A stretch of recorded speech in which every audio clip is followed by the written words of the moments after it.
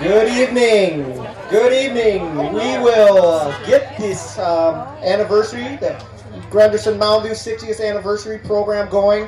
Wow, what a great show of support today. We were not sure what the turnout was going to be, and we've been overly surprised. So thank you for that. A few things we need to cover before we get the program going. First of all, my name is Aaron Bonnet. I'm the executive director of the Moundview Memorial Healthcare Foundation.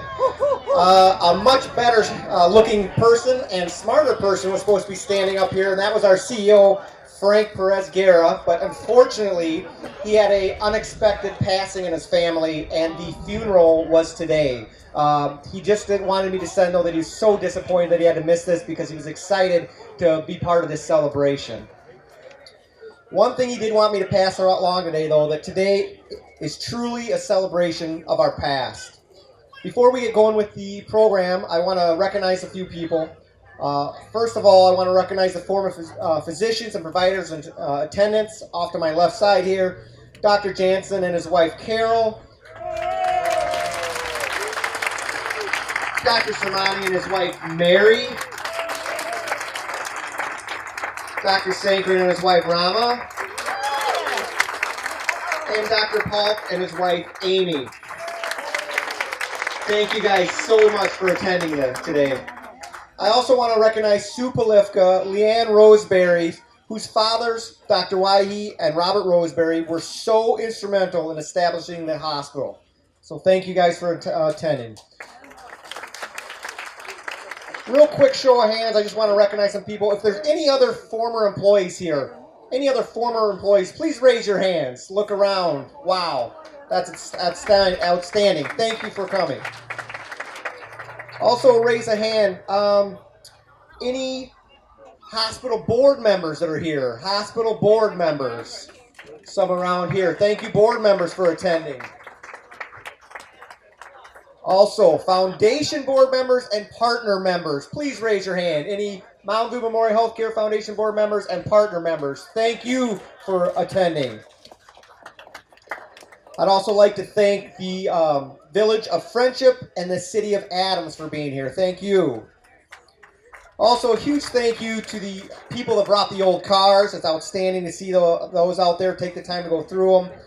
The New Chester and Adams Fire Department with their trucks. The City of Adams Police Department. The Adams County Sheriff's Department. And the Med League Hospital. Thank you guys for participating in today's event. I also want to thank all the patients and all the supporters here tonight. It's been outstanding to see people in our community come out to support such a special event as our 60th anniversary. Lastly, a huge thank you to the person behind the scenes that makes this work tirelessly. She's put the effort in. Tammy Lowry, who's over on my right side. Thank you, Tammy. If you've been to another event, you cannot do these events without Tammy. Thank you. And then lastly, all the event volunteers who are on the committee, who came out today to set up, and who will be around to tear down, I hope, anyways. So thank you, all the volunteers. To start the agenda, we will have the City of Adams Mayor, Bobby Pantaleo, speak. Bobby.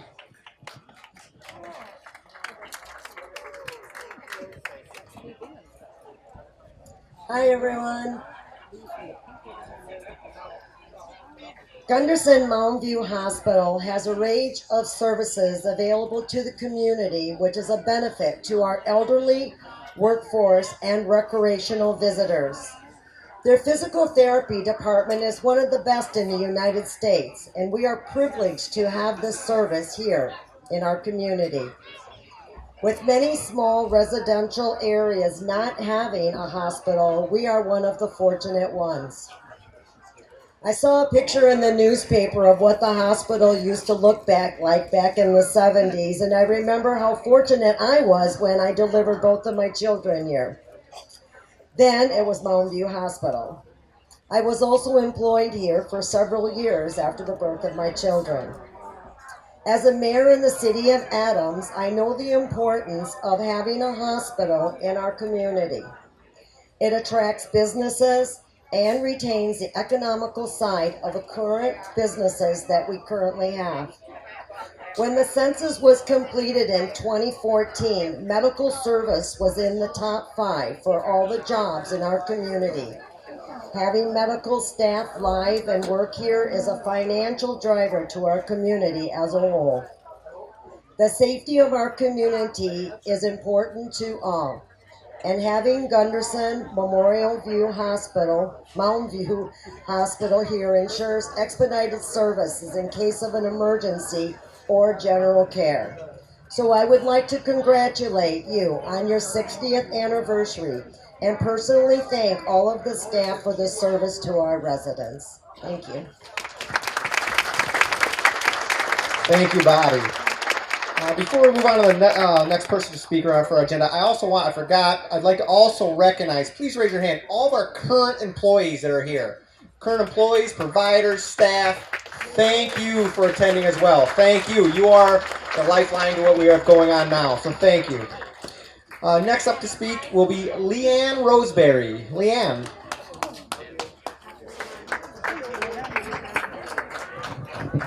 Thank you, Aaron. My dad, Robert Roseberry, was one of many community members who worked hard to get a hospital in our area. I remember lots of meetings and lots of phone calls. In 1956, Dr. Ingersoll offered to sell his clinic to Adams to enlarge for a hospital. 3 months later, Mary and George Polifka donated land for a new hospital. At this time, the Village of Friendship was planning their centennial. The profits from the centennial would go to the hospital fund. About $11,000 was raised to start the hospital. Sisters of the Swish were all the ladies in town with the big hoop skirts. And Brothers of the Brush, they were all the guys with all the mustaches and the beards. They were also selling tickets and or buttons and also permits that you didn't have to shave. In the end, our community raised 60% of what we needed to build our hospital. The remainder of the monies came from a federal government. A very special thank you to all of these founding fathers. We finally got our hospital.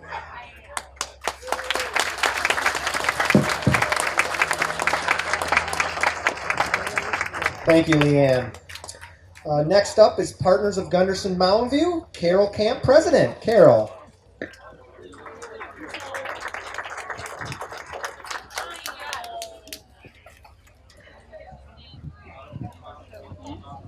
Before construction of the new hospital even began, there was a women's auxiliary. They fundraised with their famous pie and ice cream socials on the courthouse lawn. They sewed curtains, they cleaned the floors, they washed the windows. No task was too large or too small for these ladies. The name has changed to Partners of Gundersen Moundview, but the mission is the same: to support our local hospital in any way we can. I would like to share with you some thoughts of Marcia Wyhe, the first auxiliary president. Labored and prayed for, our new hospital is an outstanding achievement that can be traced to many people in Adams County. First the dream, then the wish, then the many hours of hard work. Now the miracle of actuality.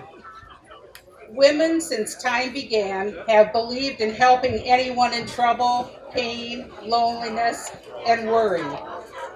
In helping these people, their own problems became less acute and more easily solved. They attained not only greater understanding, but also a new humility in doing for others as the Lord would have us do. Thank you.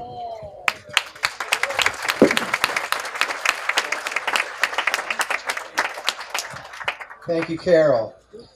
Now, I am honored to have Dr. Jansen come up and say a few words. Dr. Jansen?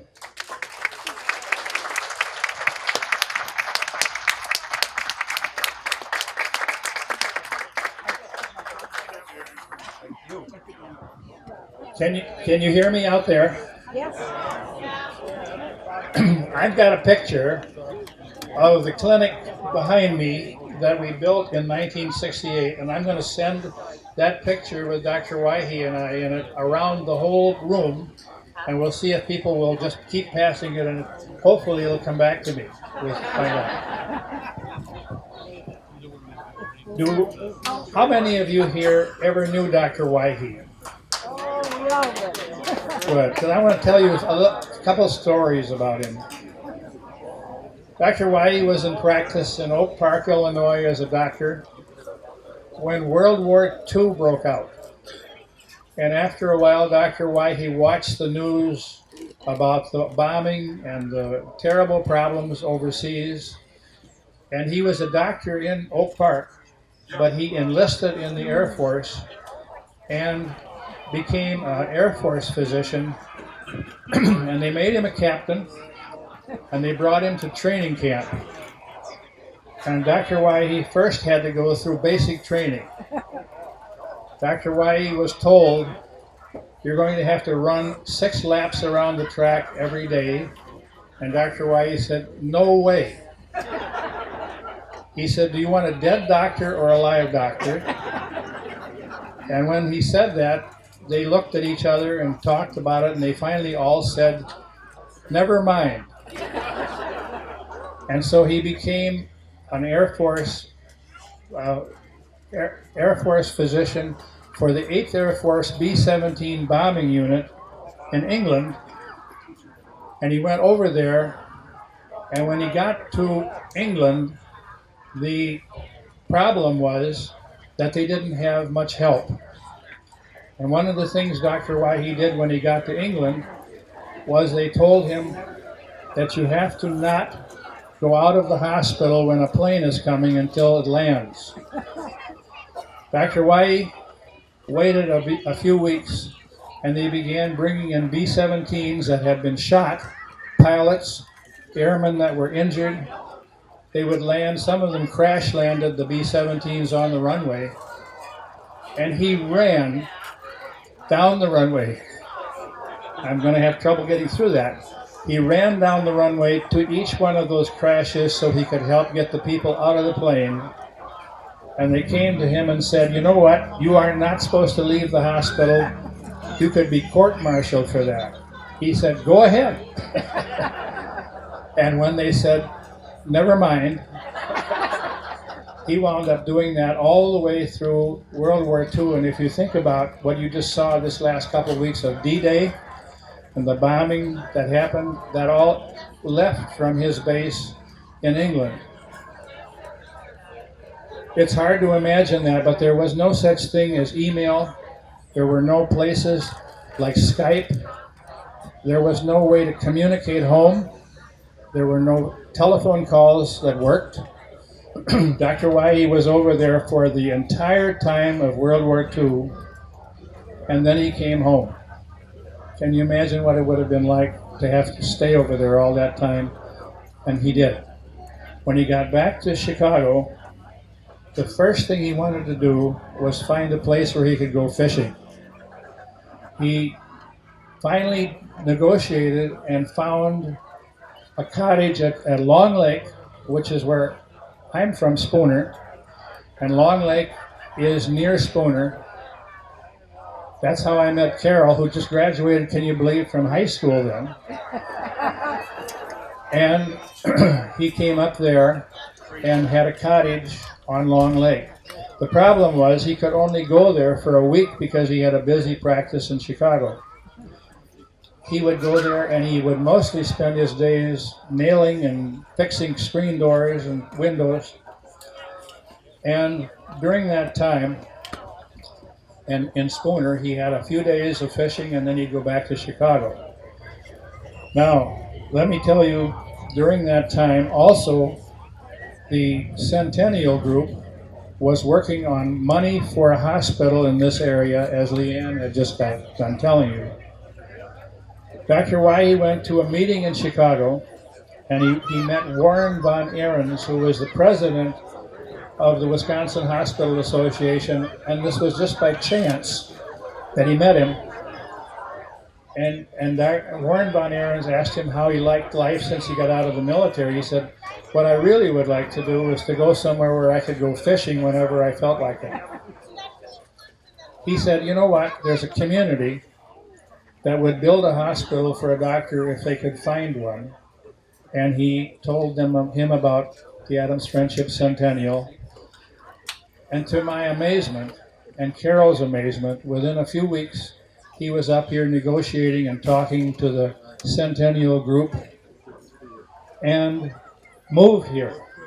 Bought the Ingersoll building, which is now the chiropractic office on Main Street, and remodeled it and called it the Rocha Cree Clinic. I think Rocha Cree because everything was Rocha Cree. The park and the television, everything was Rocha Cree. When he built it here, he came with Roy Kurasuchi, his partner, and the two of them were partners and practiced in that building. I'm still in school now. And the next thing, a terrible accident occurred, and Roy Kurasuchi and his wife collided with a truck loaded with steel beams down by Janesville. His wife was killed. He was paralyzed from the waist down for the rest of his life. And that left Dr. Wai here alone. And Dr. Wai had also no hospital. He was going to Portage to the hospital. He was known to have a problem with ladies in labor. He would take them in labor in his car to the Portage Hospital, stay there, deliver the baby, and often he would bring the mother and the baby back home after the delivery, and he also did surgery in Portage. The next thing that happened, though, is that, see my writing if I can read it.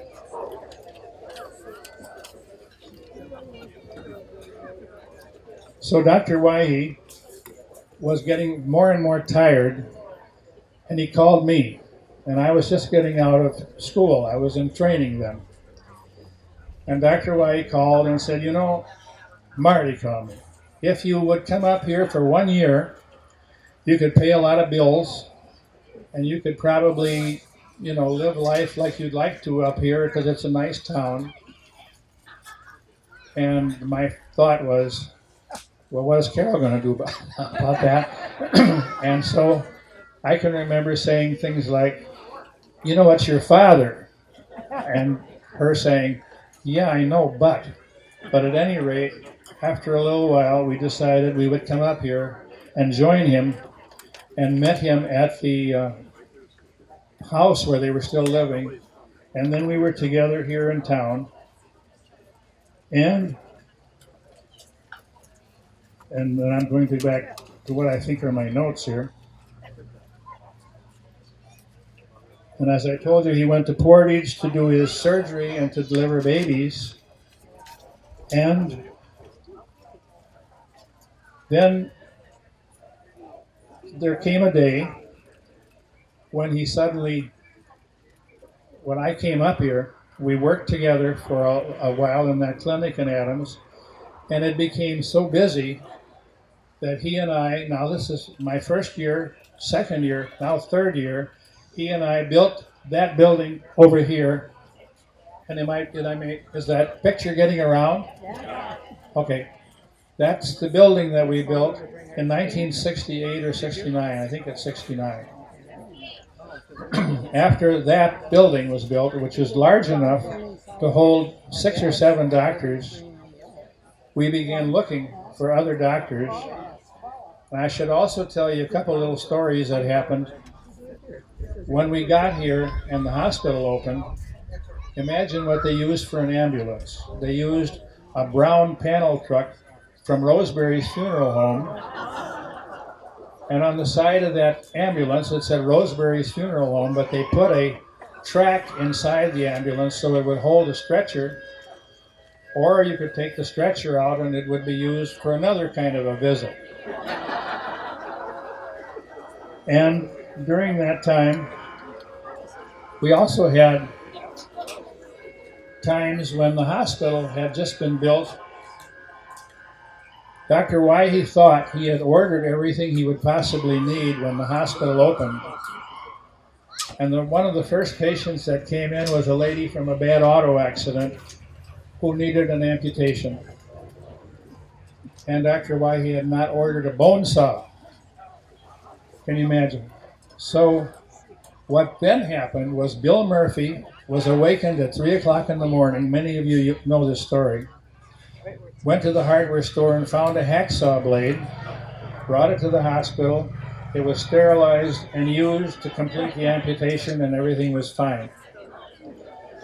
And another thing that happened, when we started doing surgery, one of the Roseberry brothers, Kai, was a former corpsman in the Navy. I don't know how you spell Kai. K.I. K.I. He was a former corpsman in the Navy as well as being a funeral director. He would help us with surgery because he was just an excellent surgical assistant. What happened to patients, though, is that the patient would sometimes wake up in the morning and see Kai looking down at him, and they only knew him from the funeral home. And they would say, "Kai, why are you here?" And he would say, "Don't worry, miss, it's just fine, you'll be all right." And that was a thing that happened every so often. Dr. Y and I charged $3 for an office call.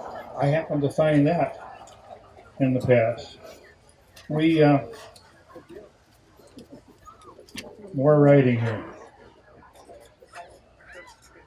And so what happened then was we had an amazing coincidence occur. Dr. Wyhe went back to Chicago. We were alone, he and I, and he found Dr. Samani.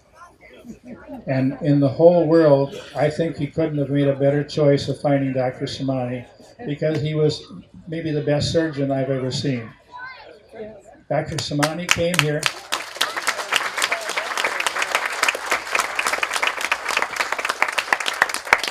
And he and I together began recruiting other doctors, he and I and Dr. Wyhe, and we recruited Dr. Sankaran, who was a world-class pediatrician and hematology specialist.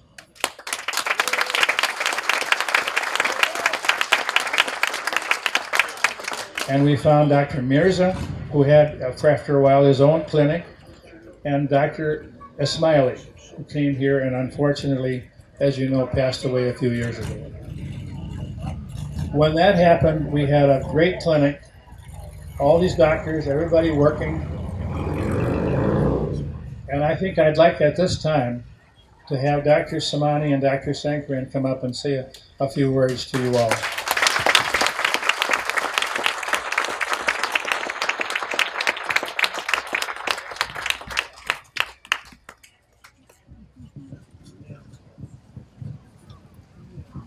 Thank you, Dr. Johnson. In 1971, I was in Chicago working in a West Suburban Hospital as a surgeon. One day, Dr. Wyhe came to that hospital to recruit a physician. He asked the administrator, "Do you know a surgeon that can join us, up north?" And they introduced me to Dr. Wyhe. So we went to dinner with Dr. Wyhe one night, and he says, "Well, we have a hospital and a clinic up north. Would you like to join us?" I said, how far north? So Adams Friendship. I said, how cold is it? He said, "Don't worry, it's not colder than Chicago," because I was in Chicago at that time. So Mary and I thought that, well, we will see, we go to the Adams Friendship area, to the hospital, and check it out, and maybe we'll stay for a year to see how it is. And and Mary said that, well, that's probably rural area, and it's a lot better for our kids to grow up. So we agreed to come over here and stay for 1 year. That 1 year, it turned out to be 47 years.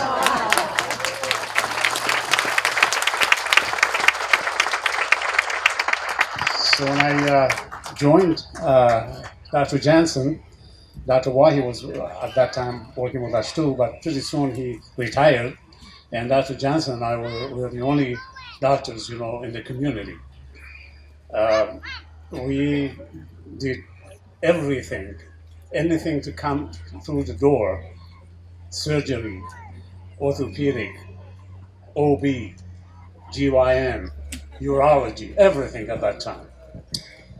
Because we didn't have any specialists at all. Pretty soon we got accepted in the community and became part of the community and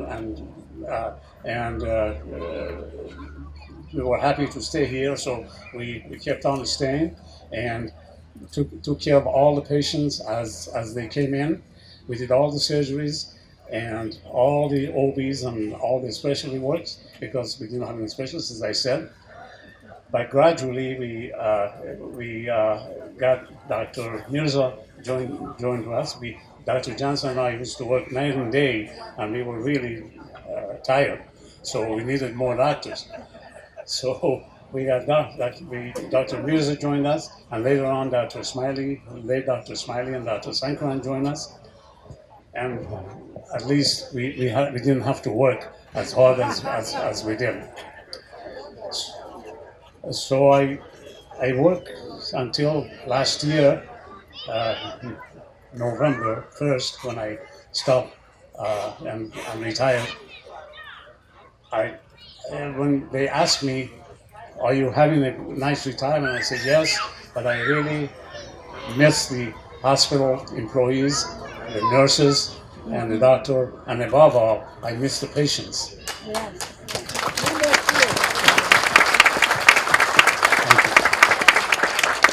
I remember many times when the patients see that I'm getting older and next to retirement, they ask me, "Hey, never retire."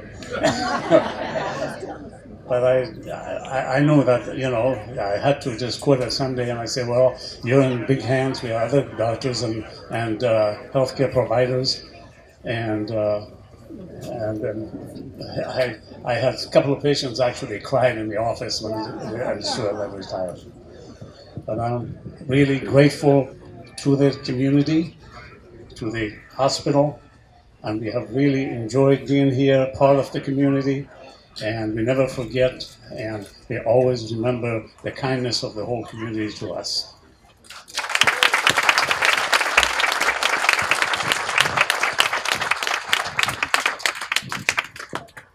So 7 years after Dr. Simani joined the practice, in 1978, I came and joined the practice here. I already had training for 4 years at the University of Connecticut and came to Milwaukee Children's for a fellowship. Finished that and looking for a practice at the time, and I then saw an advertisement in JAMA. So I decided to come and look it up. As Dr. Simani was telling you, I was also looking for a temporary place where I could work for a year or two and go back to India to take over my father's practice. He was a medical practitioner at the time.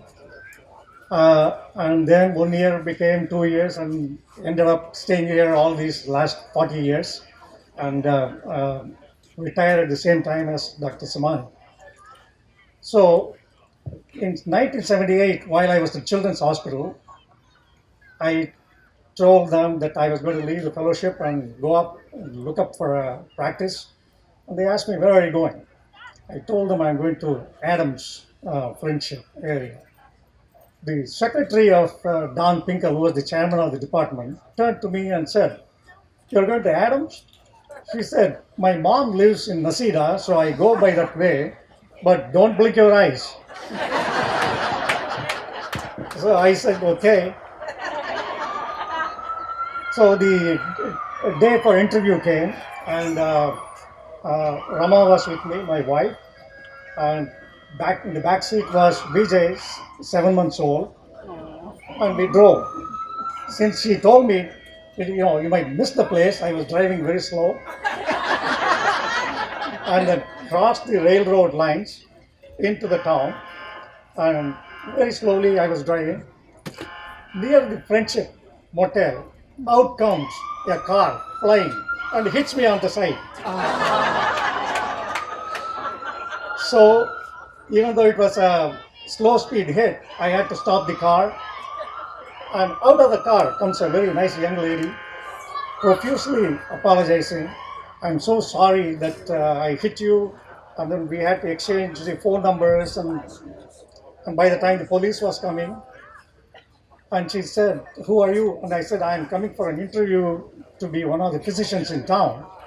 And she says, "Oh my God, I work in the hospital as a nurse, and this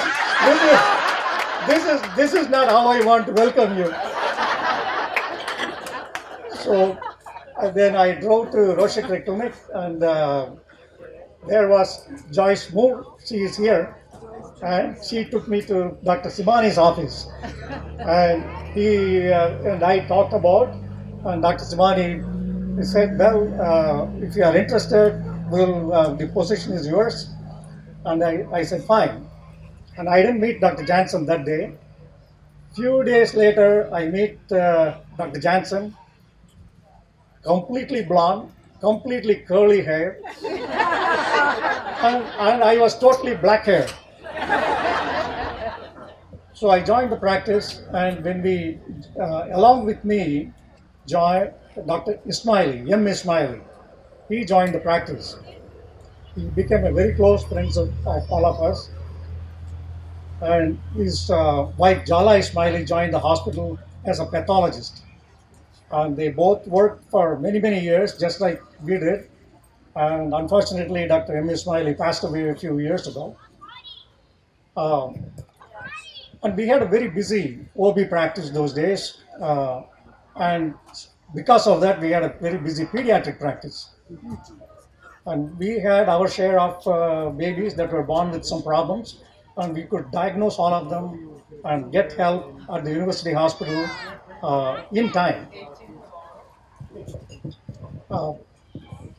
And I just want to thank many of the hospital nurses and the Roshakri nurses who helped me along the way, starting with Mrs. Pauline Dolder, and I met several of them, Mrs. Neely, Mrs. Diane Rickley, Kathy Schupat, and I'm sure I met all of them today, some of them today, and they all helped us to run a very nice hospital and also take care of the babies as well as the inpatient service very well.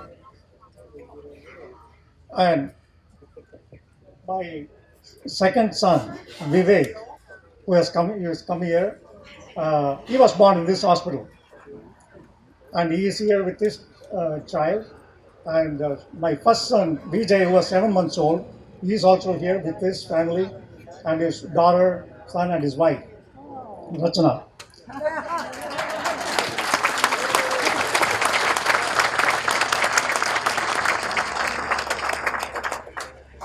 And at this time, I want to thank all my colleagues, Dr. Jansen and Dr. Simani, as well as all the nursing staff in the hospital, as well as the Roshakri Clinic. Lori is here, and several of them helped, and I want to thank all of them. And finally, I want to thank Rama, my wife, who helped me to be able to stay here in a small place and continue providing care for a number of my patients. Just like Dr. Simani said, the only thing I miss is my patients. I still think about them. I still call some of them just to chat. So I miss them dearly. Thank you much.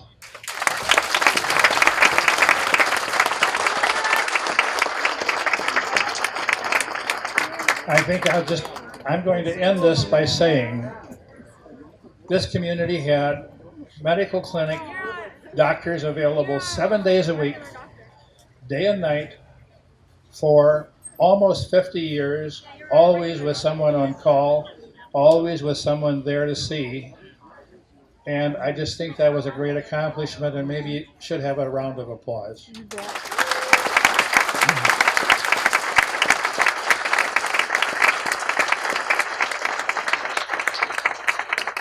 And I'll end by saying I miss everybody My problem is I don't know who I know now.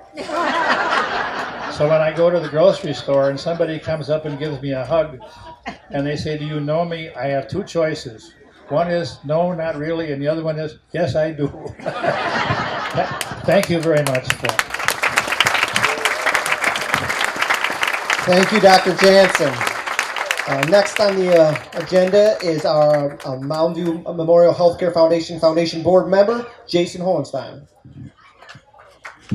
Good evening, everyone. I get to come up and follow that. That's not really fair. It is my honor to take a few minutes and speak briefly about the history of the Memorial Healthcare Foundation and the role it plays in support of the hospital. The birth of the foundation took place in 1992 when a group of forward-thinking community leaders came together and formed a fundraising committee to help raise money for a new imaging equipment for the hospital. 1 year later, that group became what is known now today as the Memorial Healthcare Foundation. The primary focus of the foundation was then and is now to support, through fundraising and public awareness, help to create and sustain quality healthcare in the community. Over the years, the foundation has led efforts to raise capital for specific requests of the hospital. In 2004, they raised over $800,000 of capital for the capital campaign for the emergency room and family clinic expansions. Currently, our foundation manages 3 separate fundraising events: the annual dinner auction, which is a fun-filled evening of fun, laughter, and charity; a golf outing in June hosted at the Castle Course at Northern Bay; and our newest event in the fall, a homebrew fest, which will be the 4th annual on October 5th at Twin Creeks Nursery. I'd like to see everybody out there. It's a great event. Over the years, the foundation has also provided for community health care by providing support to events such as the Women's Night Out and Kids Day, to name a few. We have recently expanded our expectations on providing scholarship for local youth, and we are now in support of the hospital, and the same support that the foundation relies on today to ensure our success. I want to thank you all for your past support, present support, and support into the future. Thank you. Thank you, Jason. Wow, what a great history lesson we've heard. As I was saying before, today really is about celebrating the past and what it took to bring a hospital to our community. Through the years, we've seen many changes at the hospital. Building expansions, services added, including specialists and surgeons. But I want to at this time recognize a retired surgeon who was head of surgery, who practiced here for 23 years. At this time, I would like Dr. Polk to please come up and say a few words. Dr. Polk. Thank you. I think it was almost 25 years. I came in 95. My wife and I moved to Portage in 95. Took a chance on it. Within about 4 months, I was invited up here. We had an absolutely splendid time up here. I love the patients. I love the people. I really related to you all. I came from a small farming community, and so did my wife. And so thank you all. Thank you all the patients that trusted us. And I can't tell you how grateful I am for that. I got to thank these 3 gentlemen over here who were wonderful to me and invited me in and stuck by me all the years. I hope it was a good relationship. Yeah. I just want to say thank you again to the employees, the board, the presidents, the administrators. Everybody was wonderful to me. I've got to recognize my 2 great nurses. Of course, I have to put my wife, Amy, at the top. So stand up, Amy. Come on.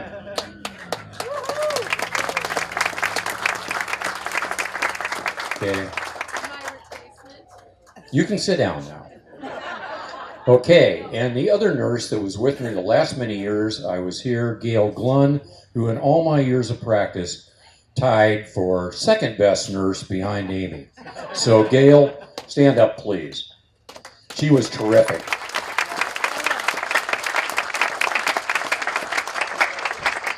That's it. Thank you very much. I really love my time in Adams. I'm sorry it's over. Wish I could see you all again. Thank you. Thank you, Dr. Paul. We will never forget our past and all the efforts and support from our community. we are also excited about the future. We are dedicated at Gundersen Moundview to expand healthcare outside the walls of our building and to continue to support our community. We owe it to all these past providers, the providers that we have now, to continue this tradition. Thank you for your past support, thank you for your future support, and thank you for attending tonight. Have a good evening.